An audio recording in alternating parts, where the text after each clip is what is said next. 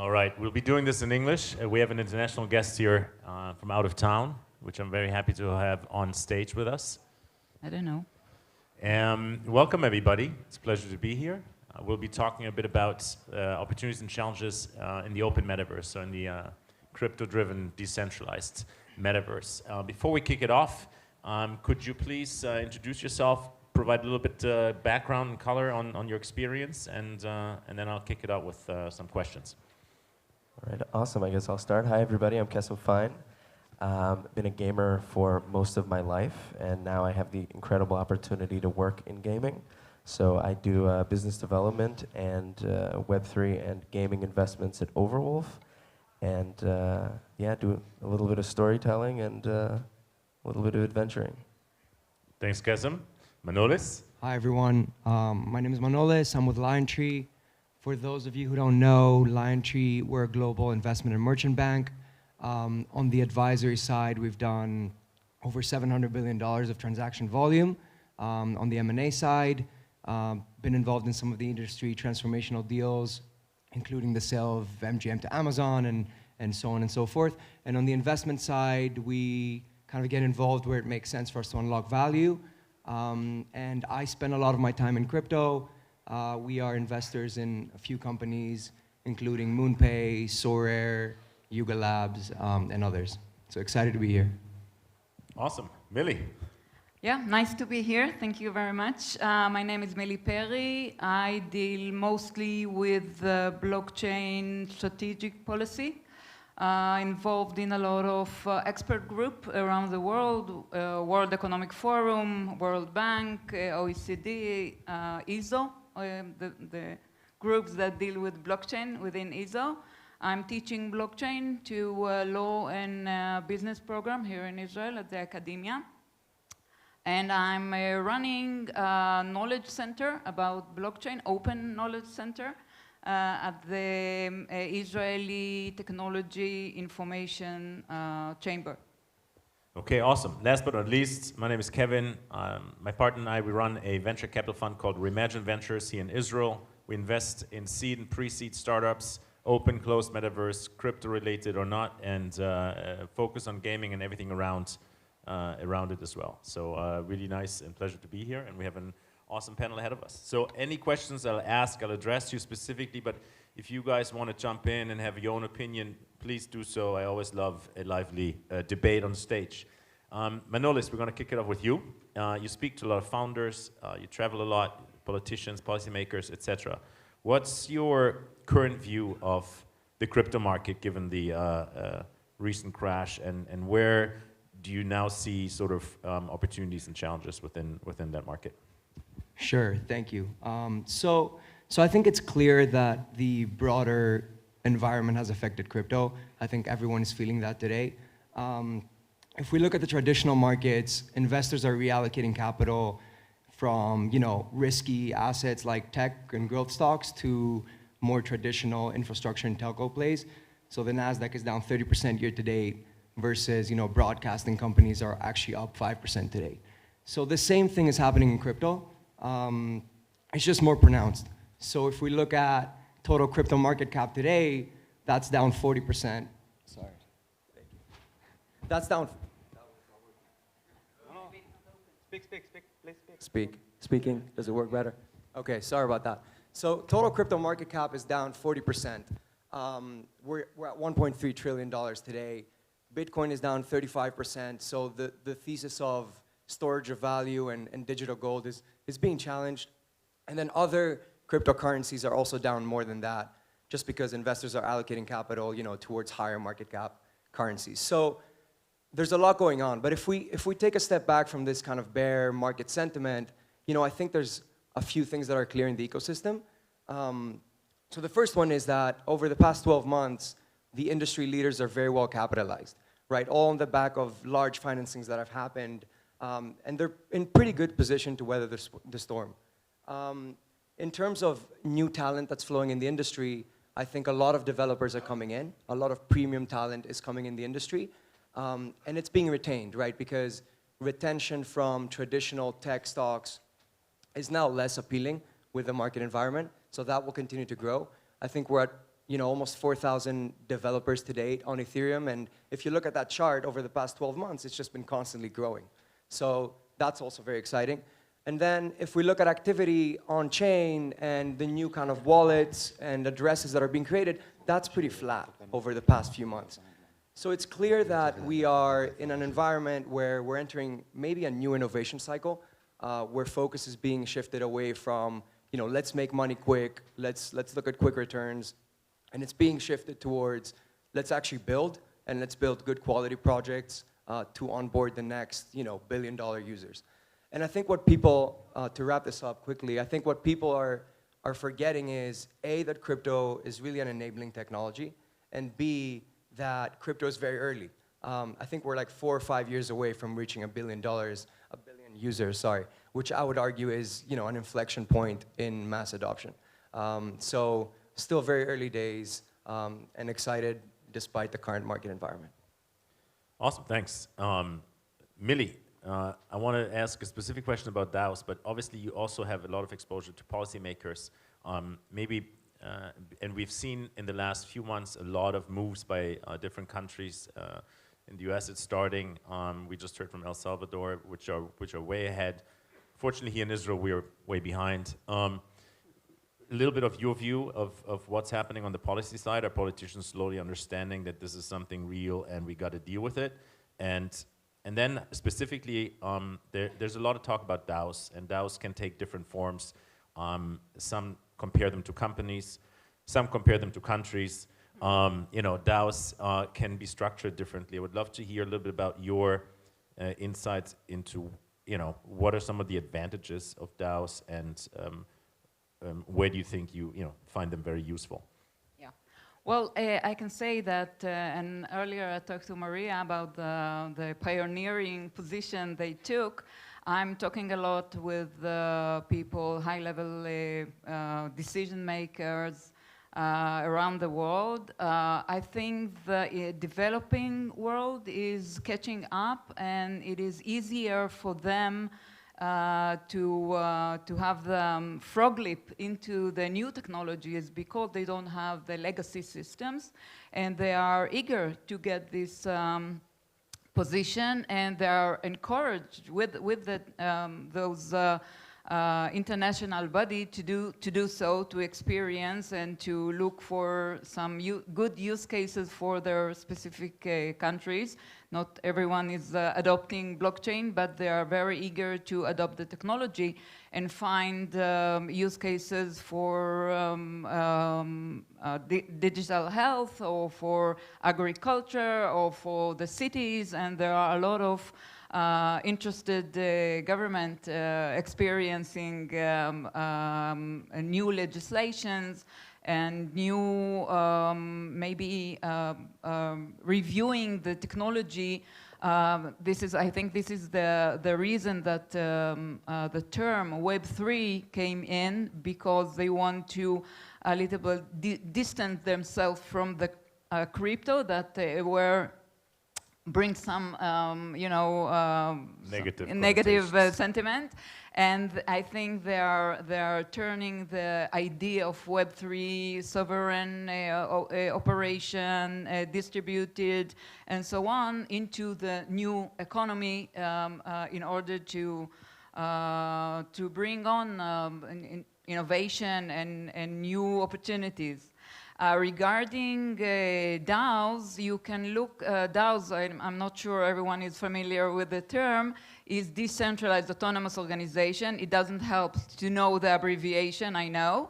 But the idea is that since the 17th century, we didn't have any major or real change in the form of corporates. And the world has changed dramatically. We have new technologies, we have new economies, we have new sometimes societies, but the form of command and control and hierarchical organization are still in place, and it's obvious that it doesn't fit to our current situation. So you can look at decentralized autonomous organization in two ways. The one is the new way of coordinating people around shared ideas and new innovation. And a new form of corporate and business company, and the other one is a new way of governance. If you don't want to be a standalone DAO, you can still use the idea and the tooling in order to coordinate vast and global activities in the business market, even within legacy corporate. Okay, corporate as we know it today. So there are a lot of new ideas, a lot of new opportunities, and the main issue is to jump into the field of DAOs, learn more, and see what fits your purposes.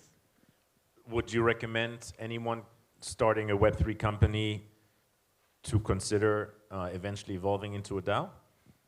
I think the evolving process is very hard. I would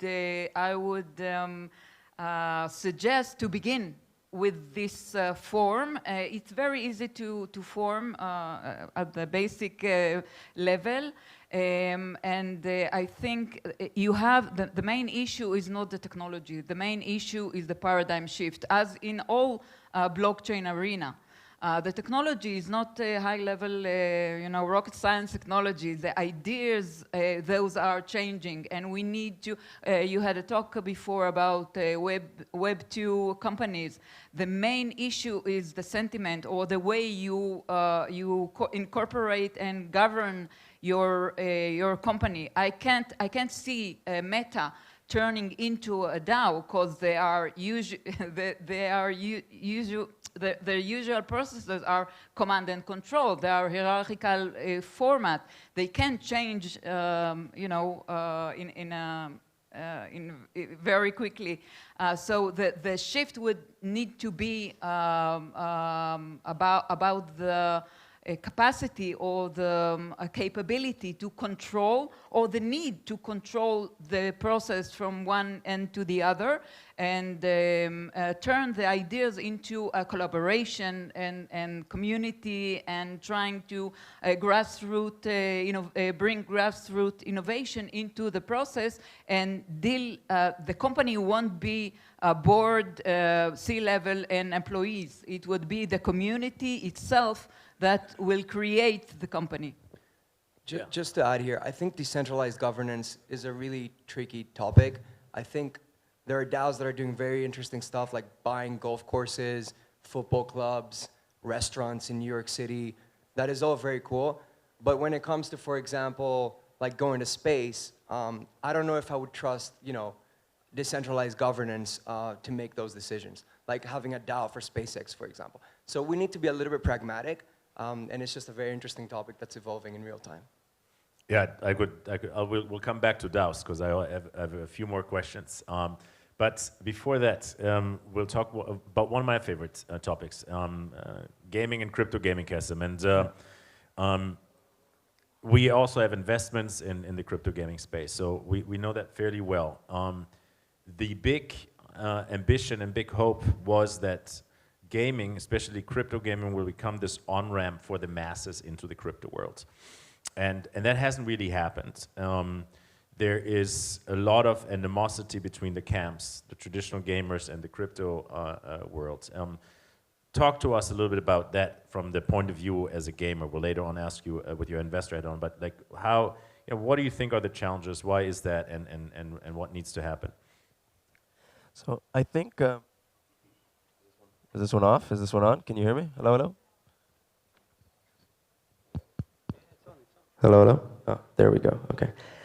I think out of the gate, making games is hard. It takes a long time to make good games, and it takes an even longer time to perfect them in a way that people want to play them.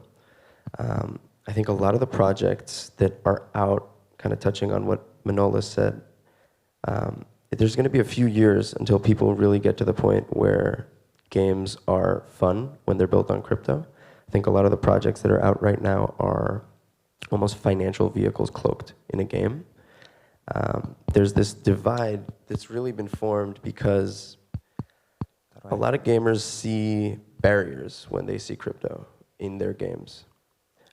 Barriers of, now I have to pay way more money to play a game. Now I have to pay $500 to, walk into the door of a game. Whereas right now, it's about fun to a large extent. The games that have a lot of longevity, stuff that have been, come out 10 years ago, like Minecraft, the Fallout series, you can see that they sustain because of a lot of community involvement. And I think that that same community involvement is really exciting in Web3. People are excited to get into games and build alongside the games. I think that's one of the key barriers that's going to drop in the next kind of few years when games get to a point that they're really coming from a gamer's perspective first, and then gamers can come in and start to build alongside the teams. And I think that there are already, metaverses that are starting to emerge, but that are kind of gamer-led, but they're more on the fringe side in private servers, stuff like 5M private servers on GTA, where people have taken GTA as a kind of engine, built on top of that private servers, and then used tools like Tebex to monetize. So it's happening, but it's not being talked about that much. So I think that a big part of the gap is a lot of projects have come out, they made noise, and the projects that make noise are sometimes the projects that they don't make noise for the right reasons. And I think the people who are really putting their head down and building long term are only going to come out in like 1, 2, 3 years from now, opening to initially build, opening initial builds to the public, right? So I think that gap between kind of AAA gamers seeing, okay, I want to play a game, versus the kind of crypto enthusiast gamers, which are almost dealing with it as a financial vehicle. So I think as time moves forward, new teams that are really building are going to emerge, and that gap is going to get closer and closer. Okay, so we need to move from play to earn to play and earn and Right. have some fun initially, and the fun needs to be the focus, and then the owning and the earning can be sort of a feature that can replace some other monetization mechanisms within the game. Yeah, but the owning is very essential to gaming. The tokenization, it is your main business, right? What do you mean? Every sword, every skin, it is tokenized. It's look like this is the basic of the gaming industry. So yeah. So like personal ownership and involvement as a user is key to gaming, but I think that you could see it in games like Diablo 3. Diablo 3 was, some might say, one of the first companies that, Blizzard was one of the first companies through Diablo 3 to make a game that was, quote unquote, play to earn or play and earn. They had an auction house that came out when the game launched.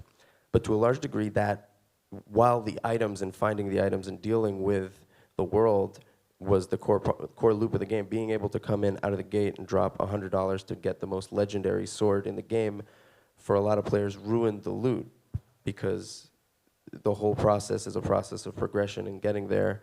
And in those instances, it was very easy for someone to come in and just get that item. So tokenization is key, or kind of like ownership of items is key. But it's definitely a question of, out of the gate, where did the development come from? Is it from okay, I want people to own items, so now I'm going to build a game around that, or I want to build a game that's really enjoyable by players, and owning items is a feature? Okay. Manolis, you guys have invested, and you mentioned a couple of names earlier. You guys have invested in Yuga Labs, which, for those who don't know, launched the Bored Ape Yacht Club. You guys have invested in So Rare, which is a French company. It's in the collectibles space. You're working with a lot of other folks building sort of the open metaverse. What are some of the projects? Where do you see this develop, and what do these projects really help build? And then what gets you most exciting about some of these future potential opportunities within the open metaverse? Sure. So I think the concept of the metaverse is a little bit this thing that's kind of been laying on everyone's head. So everyone is in the metaverse, right? And they have been in the past year or so, or even more years. It's just been evolving into a more immersive experience, right? So you're going from social networks to 3D experiences, more immersive. The question here is, and I think it's worth spending a couple minutes, is the difference between an open metaverse and a closed metaverse. And so a closed metaverse is one that's centralized, that is owned by the platform. So your data is owned by the platform, stored at some data center, privately. You can't access it. So you're in Roblox, you own the stuff in the game, but you don't really own yourself that stuff. Roblox does, right? So if Roblox shuts down, then you lose all your stuff. And by the way, the take rate is much higher, right? Like Meta announced that the take rate for buying digital assets in their metaverse will be something in the 45% range. And then there's the open metaverse, which is the more decentralized view, which is just built on blockchain rails. And what that enables is permissionless access and true ownership of digital data and by the user, not the platform, right? So anyone can plug in their data and plug it out as they wish and move it to other metaverses as well. So I wanted to just make that distinction. And so when LionTree, we believe in that trend. Of course, we've invested in a few projects. So you mentioned Yuga Labs, the creator of one of the most prominent NFT collections, the Bored Ape Yacht Club. They acquired some other brands and they're building their own metaverse called Otherside. You might have seen the drop of some of the other deeds, the land parcels for that metaverse that happened recently. We're also investors in Jadu, which is kind of approaching this from a different angle. Instead of creating their own world, they are creating utility for other NFT collections to have experiences in those worlds. So they're providing the ability for other NFT collections to interact with each other in any metaverse or in the real world through AR. And so to answer your question, nobody really knows where this is going to go. And if you do, please let me know. But I think one thing is clear. I think it's clear that the metaverse that will exist will be some combination of networks, technologies, and blockchains in the future. And I think that the only thing that's clear is that if we want to have, permissionless access, if we want it to be free, if we want it to be censorship resistant, then it has to be built on blockchain rails. And I think that foundation is well understood today and is being laid by the community and by developers and by the ecosystem. Awesome, thanks. Millie, I want to get back to DAOs because they're really, I think, important and super interesting. And one of the points that also Manolis mentioned earlier is that, and you also clarified, is that DAOs don't have a clear hierarchy, right? There's no board, there's no management team, it's a collective effort. Does that make sense for every project in Web3 to have? Is that always an advantage? And then, or are they also, because I imagine as an investor, we invest in teams, we back people, right?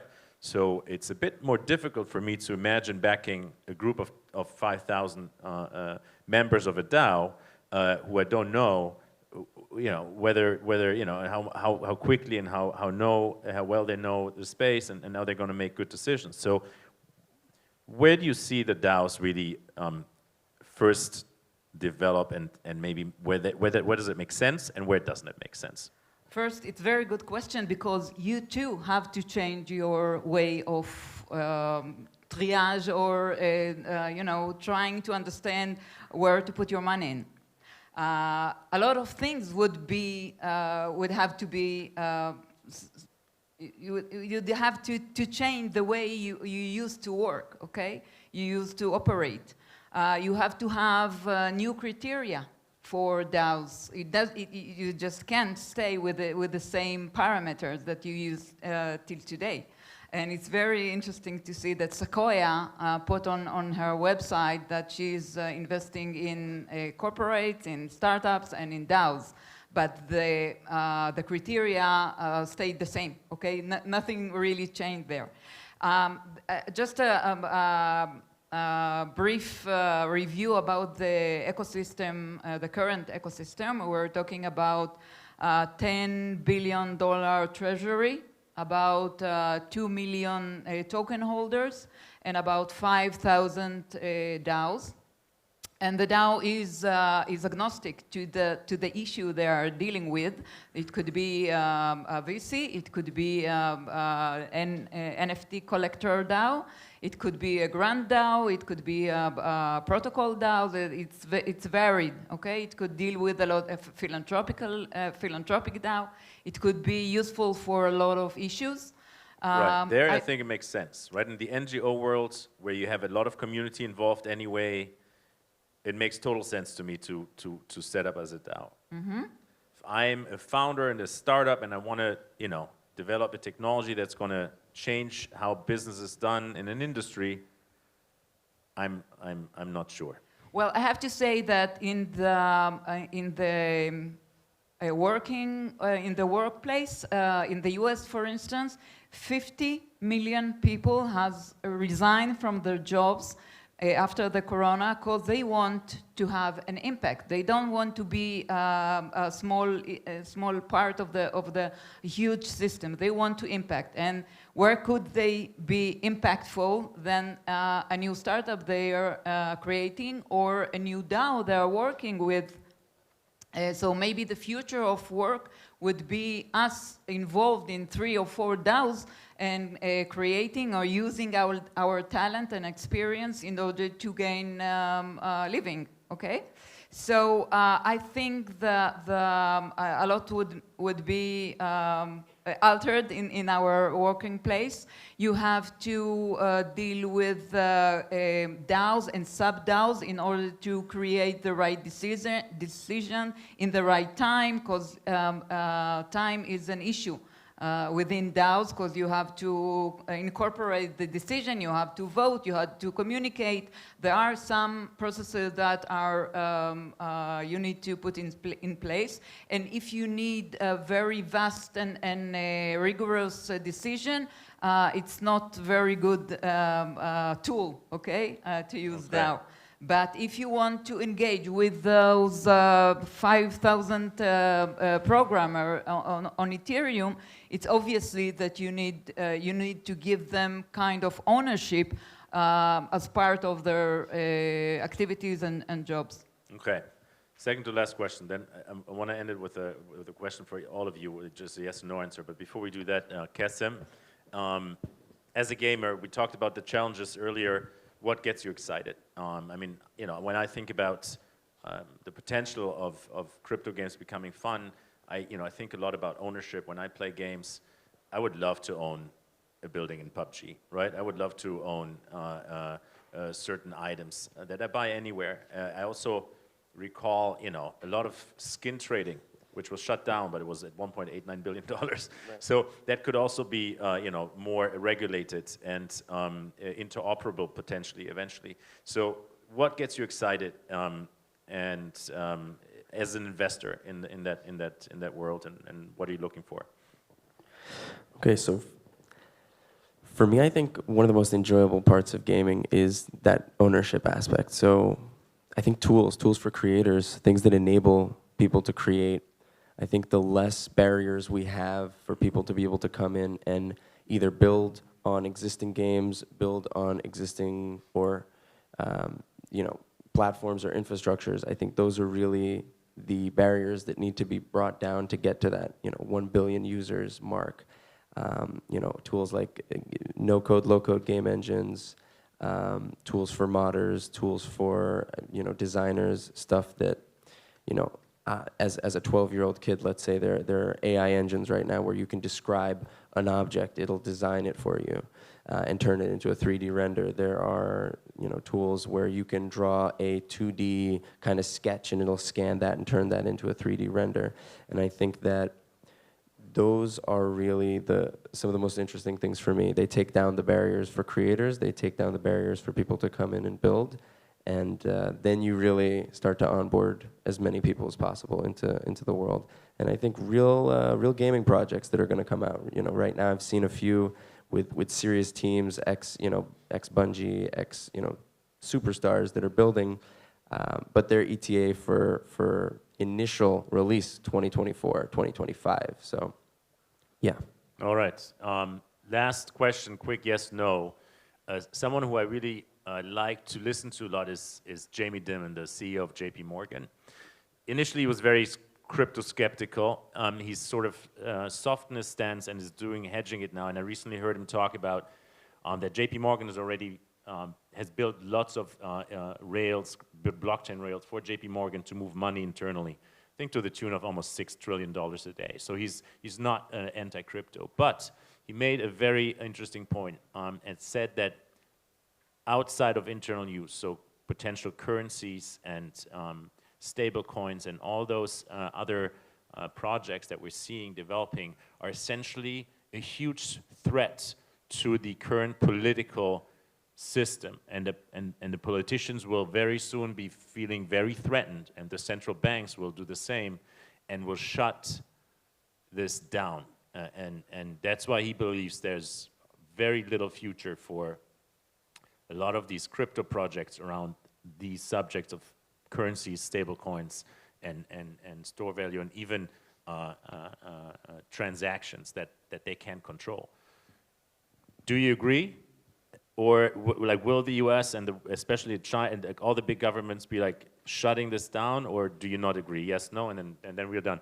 Well, I believe that they ought to preserve the power in their hand. They'll do whatever they can to shut it down. I'm not sure they will be successful. Okay. I'll try to be very quick. I think stablecoins is the low-hanging fruit for regulators to come in. I think it's in direct competition with central bank digital currencies.